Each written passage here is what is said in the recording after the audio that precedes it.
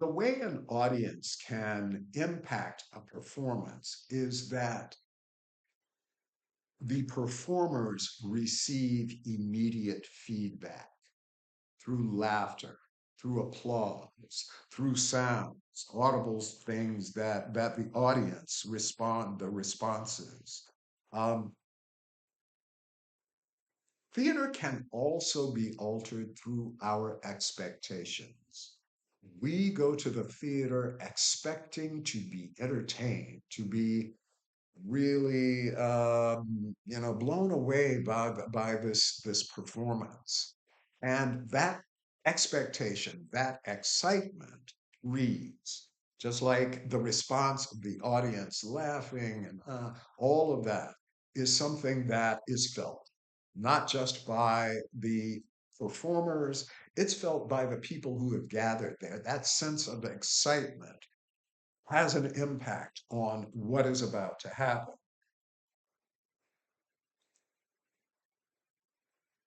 Now, just the way the audience responds to something with excitement and positivity, something can happen during a performance that will do the opposite. Something can happen during a performance that will be offensive, and the audience turns off. And there's no telling. Sometimes you can't get them back no matter what happens. But that is the nature of theater. We cannot expect that theater isn't going to be, in some sense, provocative. It's going to make us think. That is why art exists. Art exists to shake us up, to make us think about things differently. And in theater, we get the greatest impact of that happening because it's live. Theater should entertain. There is no question about that. We should be entertained every time we go to the theater. Some element of that performance should entertain us.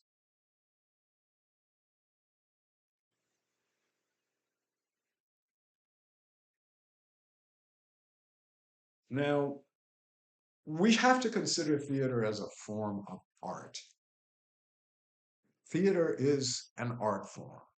It is in the category of fine art, which also includes literature, it includes other forms of literature, painting, sculpture, music, dance. These are the fine arts. Up until the 18th century, art was defined as a systematic application of principles designed to achieve a specific purpose. By the 18th century, the categories were changed from useful to fine. And fine is where we find theater.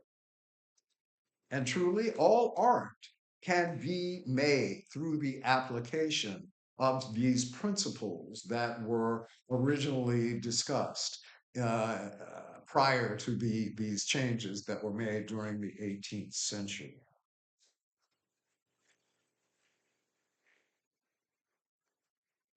And we accept art as one way that human beings, in seeing ourselves or seeing society reflected in art, this is one way that human beings come to understand our world.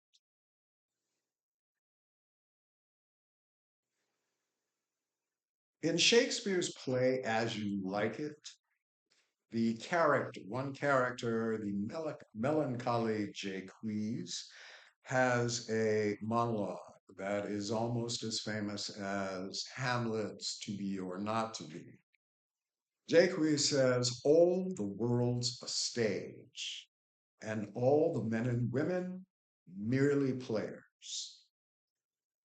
The world is a stage for each of us, and each of us has a role. Each of us has a role in this or on this world stage.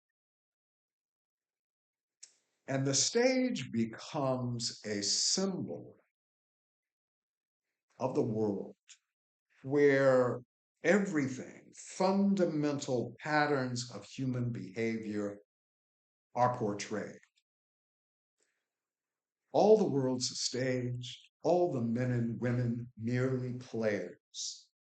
We each have a role, and the world stage is the representation of possible fundamental patterns of human behavior. All the world's a stage, all the men and women merely players. We respond to theater differently. Um, for example, we know that a statue is not real. We know this. It's a human form, but it is not real. In the same way, we know that theater is not real. A play is a representation, just as that statue of that human being is a representation. When we attend theater, however, we have to practice what Samuel Taylor Coleridge calls a willing suspension of disbelief. We will accept what is happening on stage to be real, to be true, for the amount of time that we are in the theater. Our ability to do this is what the success of a theatrical production depends on. Now, sometimes we are resistant. We are unwilling to accept what is on stage to be real. Uh, we behaved in a detached manner as though we are being lied to. And sometimes it is difficult to see an artistic event or representation objectively. What we have to practice to really accept it is something called aesthetic distance. We have to distance ourselves from it enough to accept it as being the representation of reality that we are looking for, right? By doing this, by allowing ourselves to accept what is being presented to us on stage as real, we are practicing empathy. We are experiencing empathy. We are accepting and understanding that the actions of the people on stage are relatable. We understand that. We see it and recognize it. There are special qualities of theater that set it apart from the other art forms. The first is that theater is lifelike. We recognize the behavior of the characters as behavior that we ourselves engage in on a daily basis. The second quality of theater is that theater is ephemeral, meaning that it lasts for only a short amount of time and then it's gone. It's over. Consider you go to the theater one night and you see a performance that is outstanding. So outstanding that you want to go back and see it again. You do so. You go back to the theater, you see a performance of the play that you saw last week. It is not the same performance. Subtle changes will take place during that performance that you might recognize, you might not. But I guarantee you, it will not be the same performance that you saw the week prior. Third, objectivity, which means that there are outer and inner experiences of the characters. We see characters behaving in certain ways. We have to get a sense of what it is that causes him them who behave that way. And that is given to us through theater. Theater exists and is presented through a complexity of means.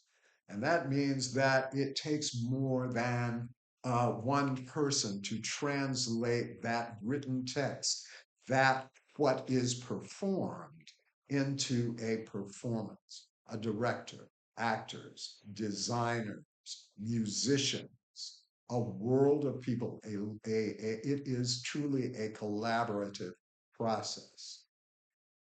And finally, theater is immediate. It is happening right in front of us.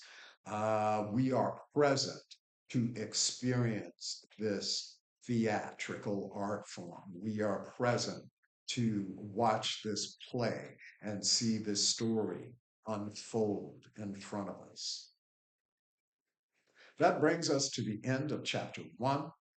Chapter 2 will follow. Please follow this YouTube channel, my YouTube channel, for lectures. I will post them daily, sometimes 2 to 3 a week. But this week I am posting chapter 1 today. Chapters 2 and 3 will come to you on Wednesday morning. Have a good day.